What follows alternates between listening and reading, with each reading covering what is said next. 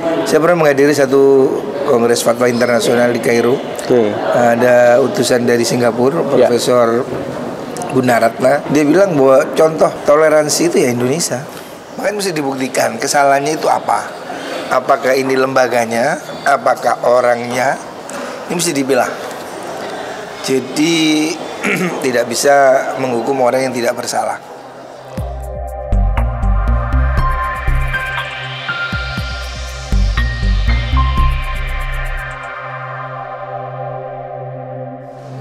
Assalamualaikum warahmatullahi wabarakatuh. Alhamdulillah saat ini kami masih ada di Sidoarjo atau Jawa Timur.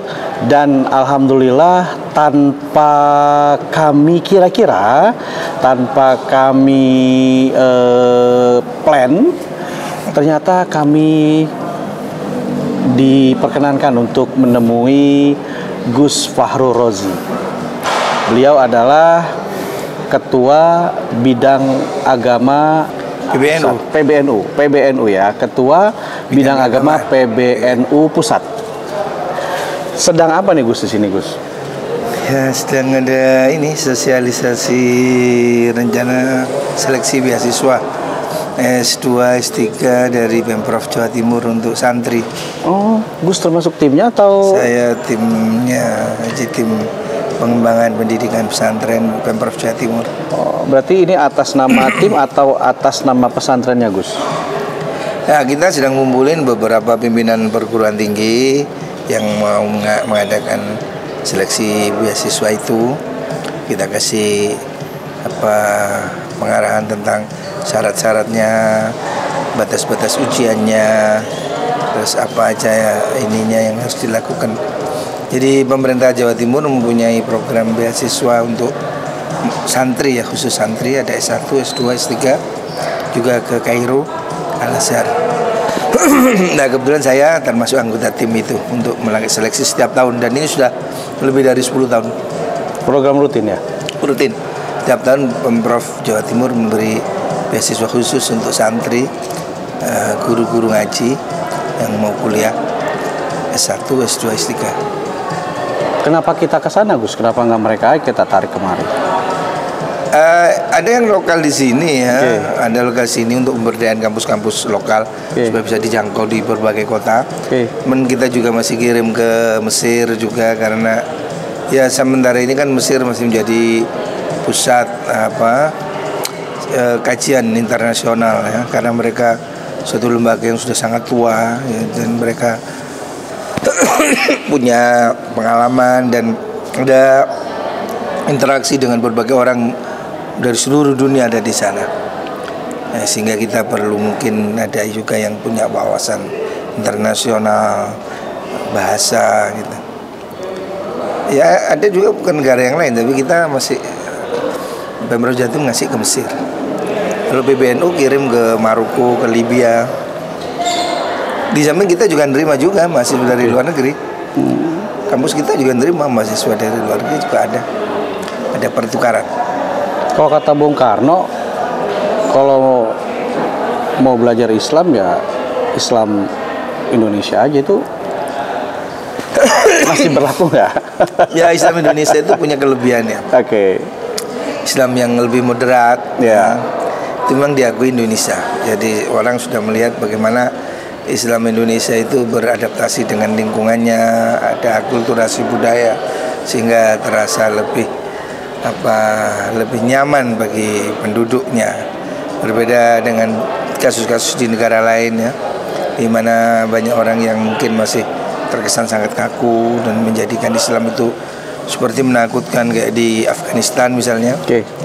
Nah, kita ini kan sudah lebih dahulu untuk membuat satu moderasi. Jadi Indonesia ini contoh moderasi beragama yang paling bagus, bahwa dunia melihat Indonesia ini ada contoh umat muslim mayoritas yang benar-benar bisa menerima kelompok lain dengan baik, dengan harga yang sama. Di semua negara mayoritas itu pasti minta harga yang lebih mahal, tapi di Indonesia ini kita dihargai sama. Jadi ini suatu bentuk toleransi yang luar biasa. Seperti barter gitu ya. Di Indonesia ini kan negara sama. Jadi mau Muslim mau non Muslim kan sama aja, kesempatannya sama. Kapolri non Muslim kita juga nggak protes, biasa aja. Artinya kita sudah bisa menerima perbedaan dengan baik. Ini belum tentu bisa diterima di negara mayoritas Muslim yang lain. Kita dulu dipimpin Gubernur Jakarta, dipimpin non Muslim pun kita kan biasa aja. Di negara lain belum tentu bisa ya. Tetap bisa sholat ya. Oh ya bisa. Tetap bisa ke masjid ya. Iya, yang penting kita ini nggak dilarang sholat itu biasa dah. Soal politik ini kita mesti lebih mudah, artinya lebih toleran ya. Dan kita ini menjadi salah satu contoh. Saya pernah menghadiri satu kongres fatwa internasional di Kairo. Ada utusan dari Singapura, Profesor Gunaratna. Dia bilang bahwa contoh toleransi itu ya Indonesia. Jadi negara yang harmoni dengan mayoritas Muslim, tapi bisa bekerja sama dengan agama lain dan tidak ada diskriminasi, yaitu Indonesia. Tahun berapa itu? Tahun kemarin. Tahun kemarin. Ya. Saya pernah satu ini dengan Roma Mahnis, satu forum. Oke, Roma Mahnis. Roma Mahnis juga bilang begitu, bahwa Indonesia ini negara yang paling toleran. Buktinya dia sendiri, saya ini orang Londo, kata Roma Mahnis, 60 tahun saya di Indonesia tidak pernah diganggu, jamaahnya juga pernah diganggu. Kita ini masyarakat Muslim Indonesia ini masyarakat yang sangat dewasa, menerima perbedaan, dan mereka tidak ada diskriminasi pada yang lain. Arti nggak mengganggu tuh gimana sih sebenarnya? Ya kan nggak ada dihalang-halangi atau dikucilkan atau sekarang ini di beberapa daerah di Papua kita ini kesulitan loh bikin masjid. Oh iya. Di Bali, di Udayana udah 47 tahun kita mau bikin masjid tidak bisa. Di kampus negeri lah ya. Oke. Ya, tidak semua orang bisa menerima perbedaan. Muslim kita ini jauh lebih toleran. Oke. Antar sesama Muslim sendiri? Sebenarnya kita juga baik, nggak ada polarisasi yang berlebihan. Dulu NU Muhammadiyah terjadi polarisasi. Sekarang hari ini mereka udah nggak ada beda, udah nggak ada batas sudah.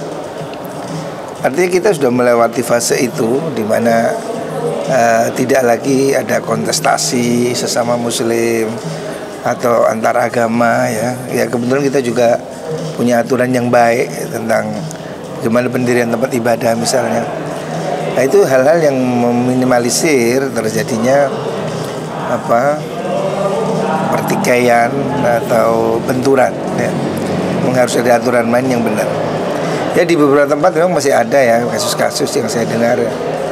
Ya tapi itu kan tidak seluruhnya. Tapi secara umum kita melihat kita ini rukun. Pesantren saya berhadapan dengan gereja. Tidak pernah kita lempar botol juga nggak pernah. Bukan karena nggak ada botol ya? Artinya kita nggak terusik, nggak usil, nggak ya biasa lah itu. Kita orang sudah sama-sama warga negara Indonesia, sama-sama manusia. Jadi kita tidak perlu harus dibeda-bedakan gitu. Ya memang kita agama kita beda, tapi kan kita sama bangsa Indonesia. Jadi yang sama jangan dibedakan, yang beda nggak bisa disamakan. Ya udah kita sadari memang perbedaan itu pasti. Semacam piagam Madinah Carter gitu? Ya dulu Nabi juga sudah mengajari begitu. Dan Muslim Indonesia kan juga sudah menerima Pancasila. Sejak awal kan menerima negara ini kan bukan negara Islam, tapi semua agama bisa bebas menjalankan ibadah dengan baik. Itu sudah cukup.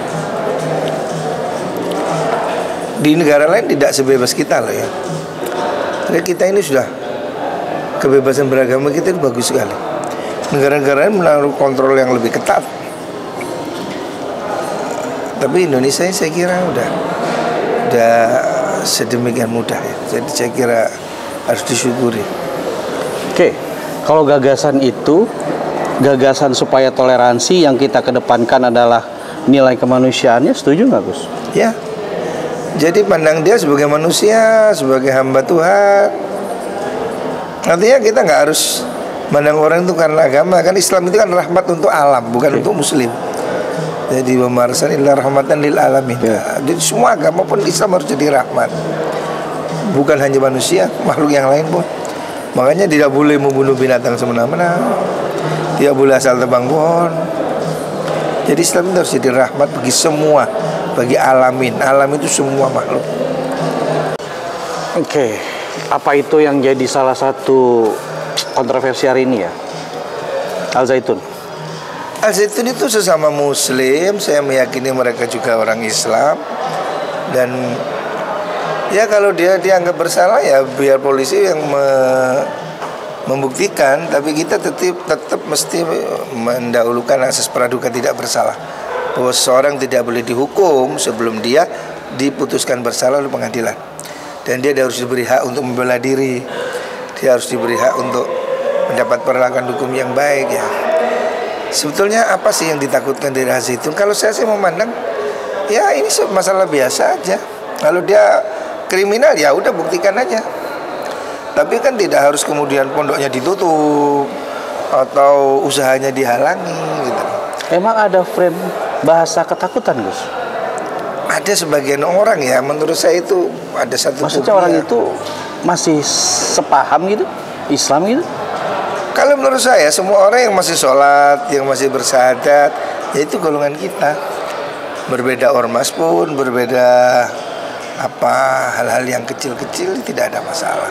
Yang Gus tahu yang mereka takutkan apa tentang Al-Zaitun?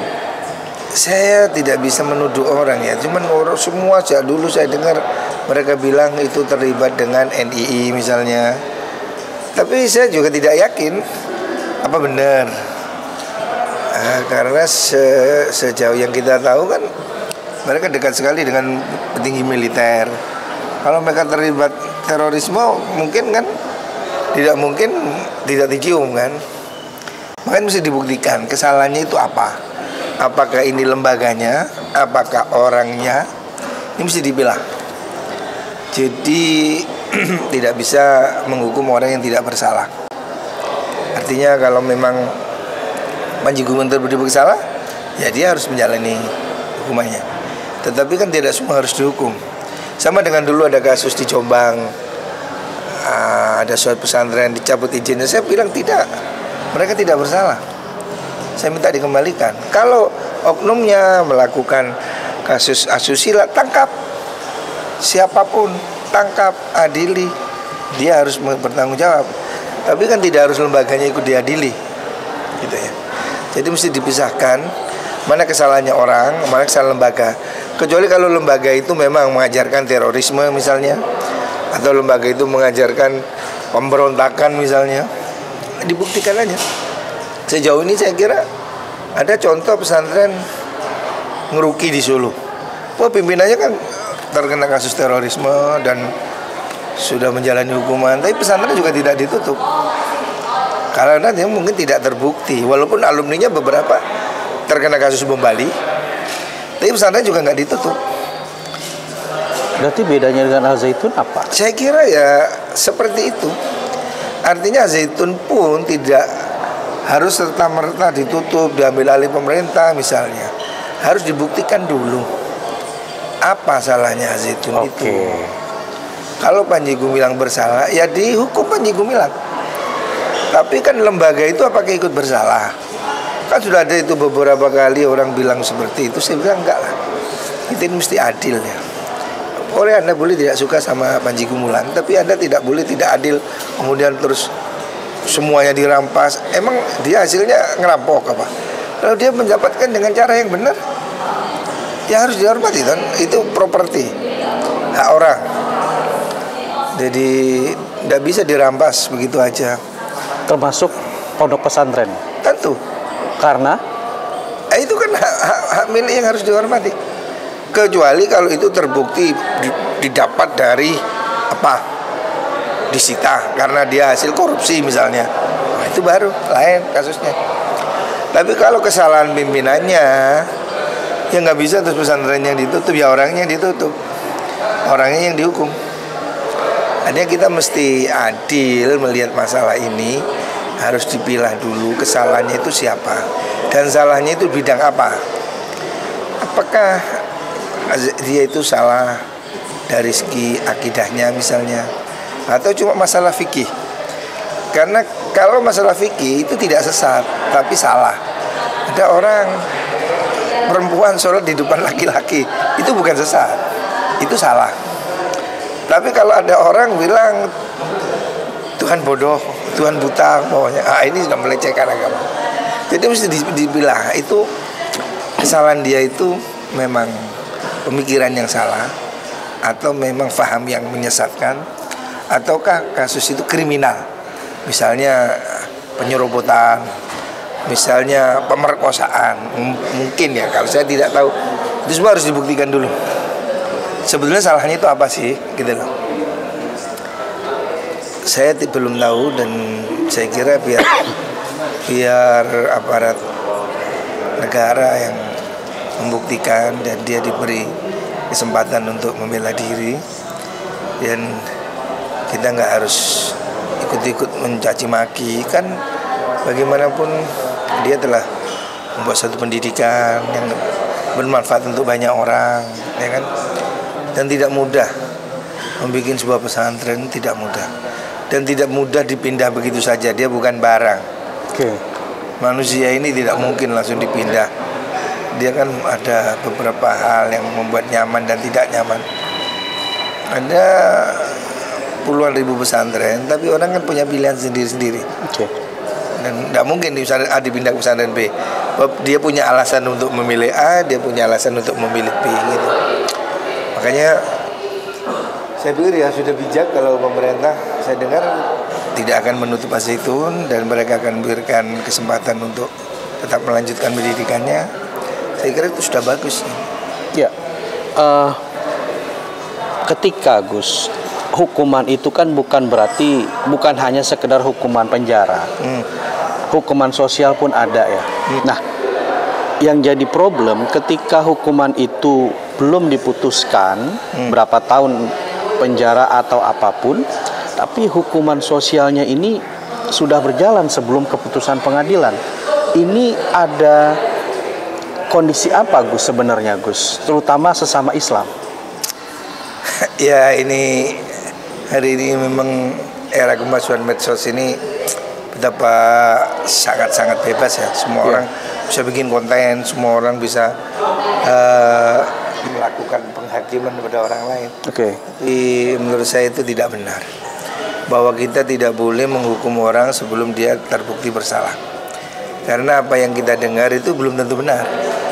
Saya sudah pernah dimintai tanya apakah itu salah. Saya bilang saya tidak tahu, itu hanya sepotong video misalnya. Karena kita mesti harus dilihat dulu konteksnya seperti apa, apakah itu asli, apakah itu dipotong. Orang seringkali kan di framing, dipotong sekian, kemudian timbullah fitnah. Jadi saya kira tidak adil kalau menilai orang hanya dari potongan-potongan video atau potongan statement. Jadi kita mesti lebih banyak berbaik sangka ya. Kita ini jangan membiarkan kebiasaan buruk sangka. Islam sendiri melarang itu ya. Jadi apalagi dengan sesama muslim, kita mesti menghargai mereka. Artinya jangan menghukum sebelum dihukum. Jadi kalau saya bilang kesalahan tidak menghukum itu lebih baiknya. Tidak menghukum orang yang bersalah itu lebih baik daripada menghukum orang yang tidak bersalah. Salah dalam menghukum itu berbahaya gitu. Makanya kalau dalam Islam ada, Nabi mengatakan al-hudud tudra'u bisyubhat. Hukuman itu harus ditolak kalau tidak meyakinkan, kalau mesti meragukan, tidak boleh dihukum. Karena jangan sampai menghukum orang yang tidak bersalah. Lebih baik melepaskan orang yang bersalah daripada menghukum orang yang tidak bersalah. Jadi hal itu mungkin nggak sebuah lembaga besar yang semua bernaung ulama di situ tidak tahu yang gue sampaikan? Saya tidak mengerti ya, maksudnya gimana? Iya, katakan saat ini kan yang tercetus, yang keluar itu Al-Zaitun, Pak Panji Gumilang, dan MUI. Nah, apakah lembaga MUI tidak paham yang tadi gue sampaikan itu? Ya, saya tidak mengerti ya. Memang MUI mungkin punya parameter sendiri tentang dia punya kriteria tentang bagaimana seseorang menurut MUI dianggap sesat ya. Dan itu mungkin juga ya. Bisa jadi tidak selalu persis ya. Artinya sebelum ditanyakan, sebelum dibuktikan kan belum bisa dihukum. Apakah memang benar dia menistakan agama? Kan mesti ditanya dulu di mana yang dia nistakan, gitu kan. Jadi mesti harus dibedakan. Kalau menurut saya ada yang sebetulnya itu ranahnya fikih. Kalau ranah fikih itu tidak sesat, artinya ya dia salah gitu aja. Kita ini kalau ke Mekah ya sholat di belakang perempuan, perempuan di depan. Tapi itu tidak benar. Memang yang benar laki di depan. Nabi menyuruh kita makan dengan duduk. Tapi kalau ada orang makan berdiri kan tidak kafir. Gitu loh. Jadi ada beberapa hal itu yang merupakan soal etika. Dan saya tidak tahu persis. Konon memang ada, itu berdasarkan fatwa dari MUI. Iya. Ya silakan aja dibuktikan. Dan saya kira banyak orang yang ahli di bidang ini ya. Karena kalau satu misal tentang wanita jadi imam sholat, itu bukan Panji Gumilang yang memulai. Ada kiai di Cirebon namanya Husain Muhammad itu yang mulai 10 tahun yang lalu. Oke. Pesantren? Pesantren. Apakah nama medsos belum ada waktu itu? Dia menulis buku. Ada faktanya. Tapi dia nggak dihukum juga. Orang masih hidup. Orang masih ada? Dan bebas? Bebas. Nah, saya bilang ini gimana gitu loh. Jangan-jangan dia nanti dijadikan saksi. Ada itu. Orang NU juga. Oke.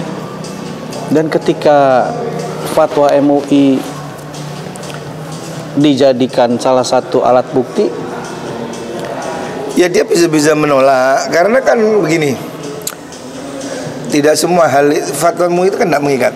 MUI mengatakan rokok haram, NU kan tidak. Bank konven haram, NU juga tidak. Artinya itu sebenarnya tidak mengikat selama dia punya dasar.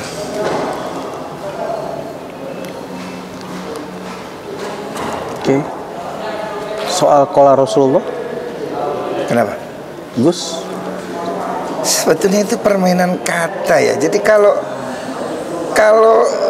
orang Islam pasti meyakini bahwa semua Al-Quran itu wahyu. Cuma siapa yang mengucapkan? Ya memang Allah kan nggak bicara dari langit. Ya yang seperti saya mengatakan, Gus Farul bilang Al-Quran mengatakan begini, yang bilang kan saya. Tapi saya mengutip Al-Quran. Oke. Artinya itu debatable kalau seperti itu. Kecuali kalau dia meyakini bahwa itu Nabi ngarang, bahwa itu lain.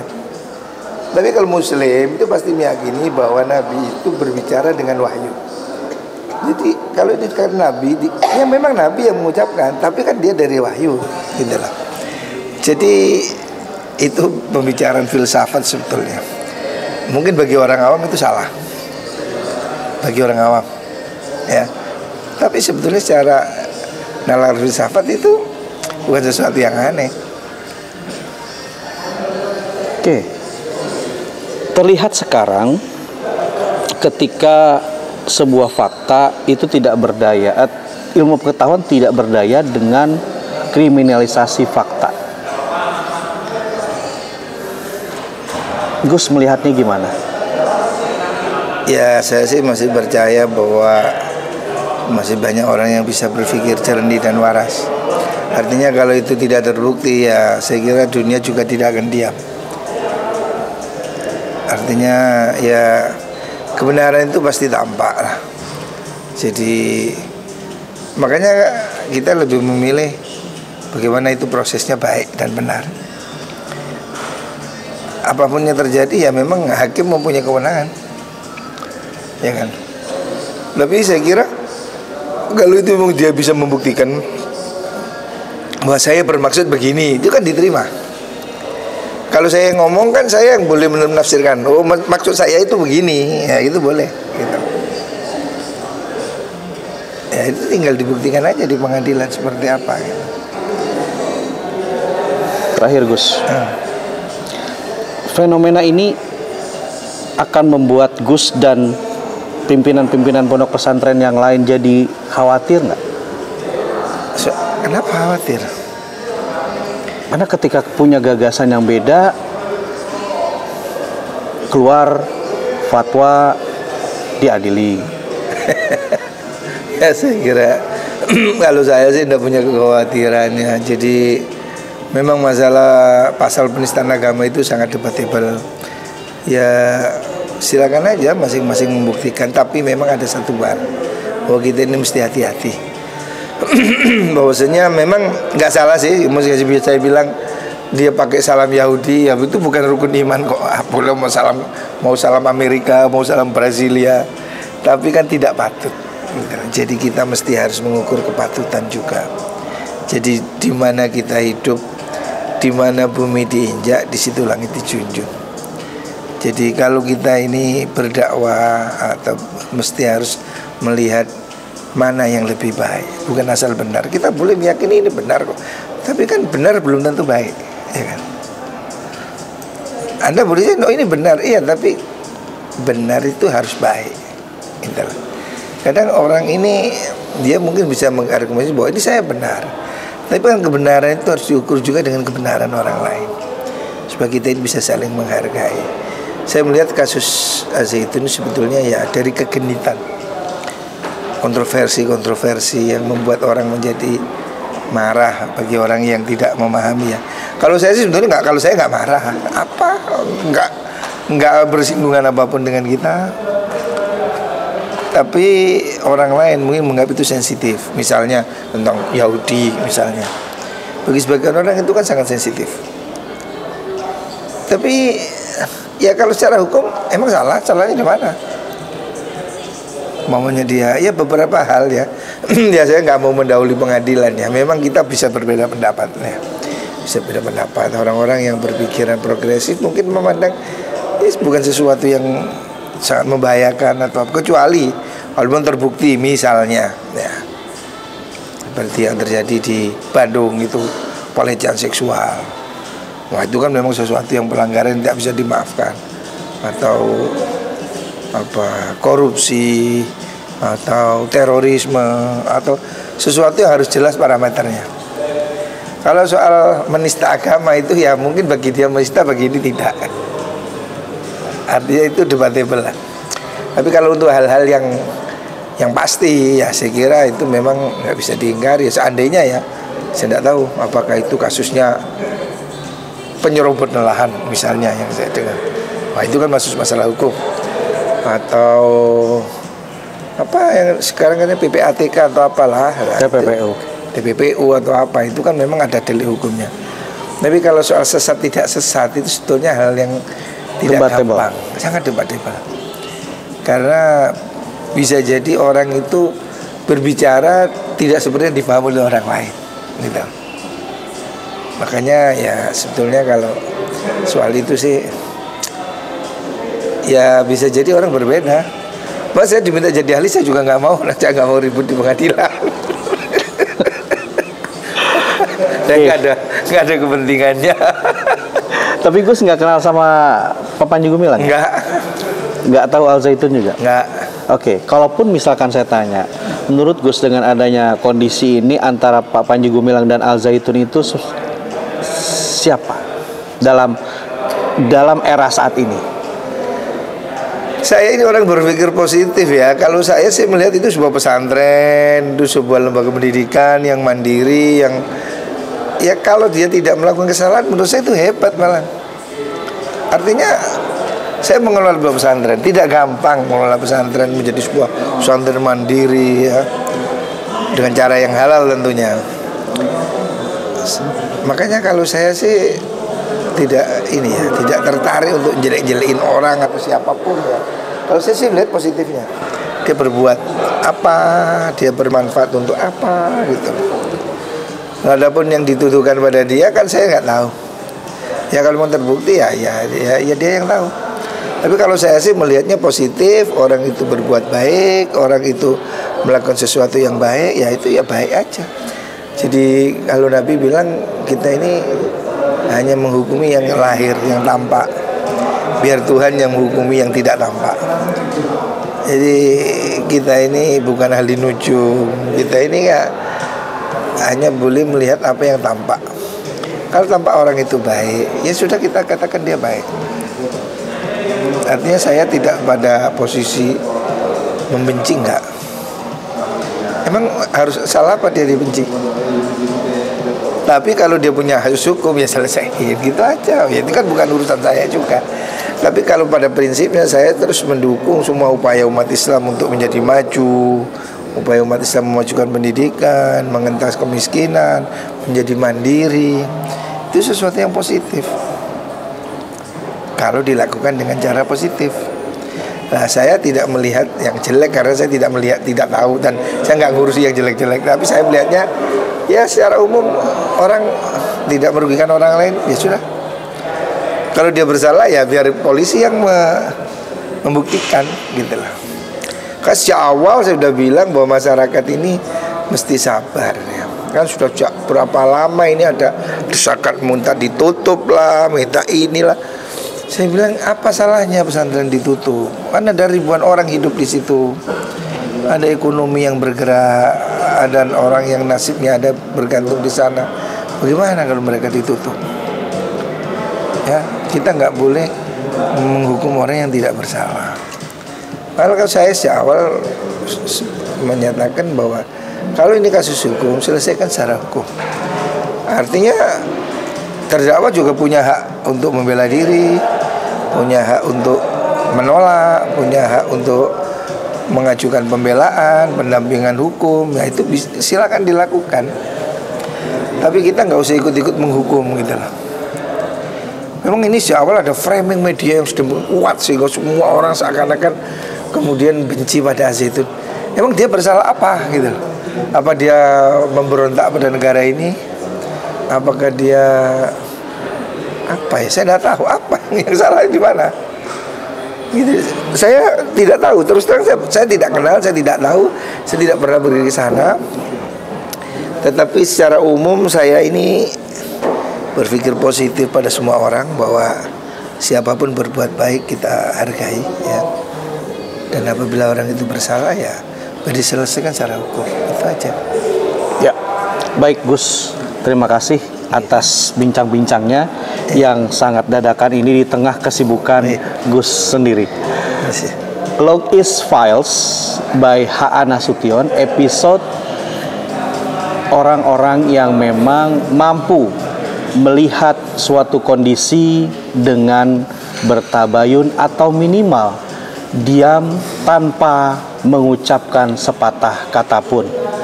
Gus Fahru Rozi, Wakil Sekjen PBNU. Saya malu Wakil Sekjen MUI ya. Wakil Sekjen MUI. Semoga tidak ada masalah ya Gus. Ya, kita kembali dengan hal-hal yang memang kami bisa sampaikan kepada loggers semuanya. Saya H.A. Nasution dan Gus Fahru Rozi mengucapkan Assalamualaikum warahmatullahi wabarakatuh. Dan tidak bisa orang menghukum tanpa sebuah kesalahan. Terima kasih.